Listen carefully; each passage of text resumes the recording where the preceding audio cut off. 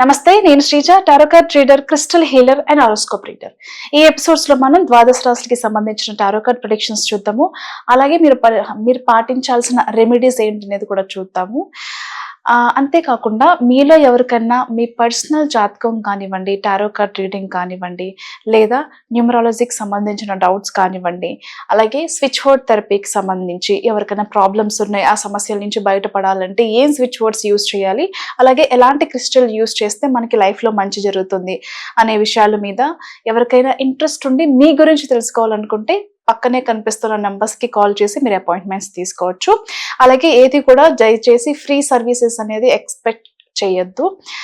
అంతేకాకుండా నేను కొన్ని కోర్సెస్ కూడా ఆఫర్ చేస్తున్నాను. టారో కార్డ్ రీడింగ్ కానివ్వండి, లర్నింగ్ అబౌట్ క్రిస్టల్ హీలింగ్ కానివ్వండి, switch word therapy, divine course therapy, manifestation, elemental connection, ఇలా డిఫరెంట్ టైప్స్ ఆఫ్ కోర్సెస్ ఎవరైనా ఇంట్రెస్ట్ ఉండి జాయిన్ అయ్యి నేర్చుకోవాలనుకుంటే కూడా ఇదే నెంబర్స్ మీద సంప్రదించండి.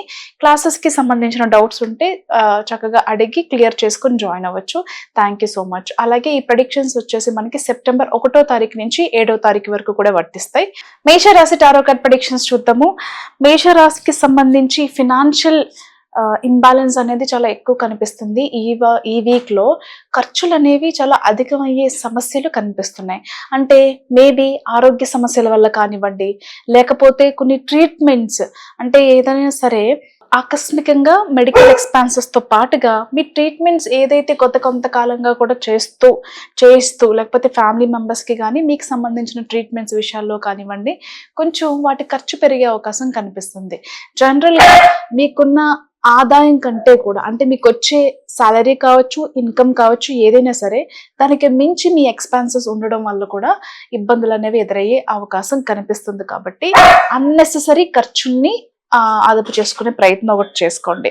మీకు సంబంధించిన వర్క్స్ ఏదైతే ఉన్నాయో పనులన్నీ కూడా ఒకదాని తర్వాత ఒకటి ఏదో హడావుడిగా చేసేసేదానికంటే కూడా కొంచెం గ్యాప్ ఇచ్చి చేసుకోండి. అది కూడా ఖర్చుకి సంబంధించింది ఏదైనా సరే కొంచెం ఒకటి అయిపోయిన తర్వాత ఇంకొక దానికి కొంచెం మీరు బ్రీత్ తీసుకొని కొంచెం మనీ ఎర్న్ చేసుకున్న తర్వాతనే ఇంకొక ప్లాన్ చేసుకోండి. ఏవో అడ్జస్ట్మెంట్స్ చేసుకునో అప్పులు చేసో మాత్రం చేయకండి. ఎందుకంటే ఖచ్చితంగా ఫినాన్షియల్ ఇబ్బందులు అనేవి ఈ వీక్లో మీకు ఎదురయ్యే అవకాశం ఉంటుంది. కాబట్టి అంటే ఫర్ ఎగ్జాంపుల్ ఈ వీక్లో ఏదైనా షాపింగ్ చేశారనుకుందాం, అదే వీక్లో ట్రావెల్ ఉండడం, లేకపోతే అదే వీక్లో మీరు పే చేయాల్సిన ఈఎంఐస్ ఉండడం, ఇలాంటివి ఏవైనా ఉండొచ్చు. కాబట్టి అలా ఒకటేసారి మీరు ప్లాన్ చేసుకునే దానికన్నా ఈ మంత్ కొన్ని ఎక్స్పెన్సెస్ చేసుకుంటే నెక్స్ట్ మంత్ ఇంకొకలాగా ప్లాన్ చేసుకునేలాగా చూసుకోండి. నేను చెప్పేది ఏంటంటే అన్ఎక్స్పెక్టెడ్గా అనుకోని ఖర్చులు వస్తాయి. కాబట్టి దాన్ని ఎదుర్కొనే విధంగా మీరు సిద్ధంగా ఉండండి.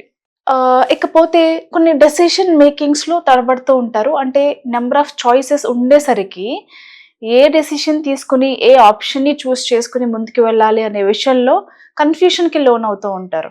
మేబీ జాబ్ విషయంలోనే కావచ్చు. మీరు 2-3 జాబ్స్కి ఇంటర్వ్యూ ఇచ్చుంటే గనక ఏ కంపెనీలో జాయిన్ అవ్వాలి, శాలరీ కోసం చూసుకోవాలా, లేదా కంపెనీ నేమ్ చూసుకోవాలా అనే దాని విషయాల మీద కానివ్వండి, లేకపోతే ప్రాజెక్ట్ విషయంలో కానివ్వండి, అంటే అన్ని మంచి అవకాశాలే, కానీ ఏది చూస్ చేసుకుని ముందుకు వెళ్ళాలనే విషయంలో కొంచెం తడబడుతూ ఉంటారు.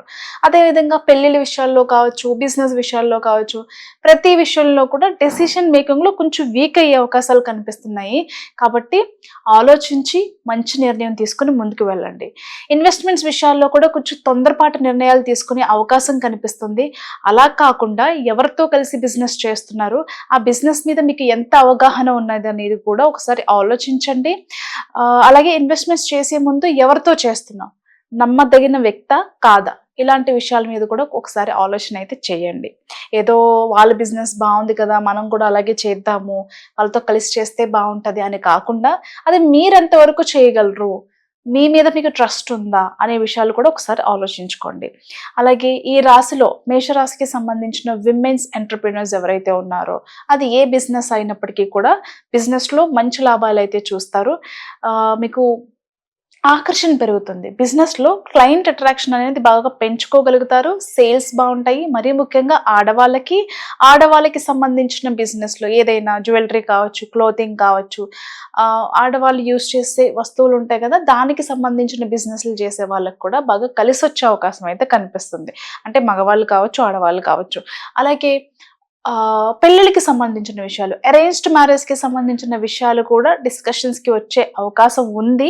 సంబంధాలు ఎవరైతే వెతుక్కుంటున్నారో అరేంజ్డ్ మ్యారేజ్ వాళ్ళకి మాత్రం చాలా అనుకూలంగా ఉంది.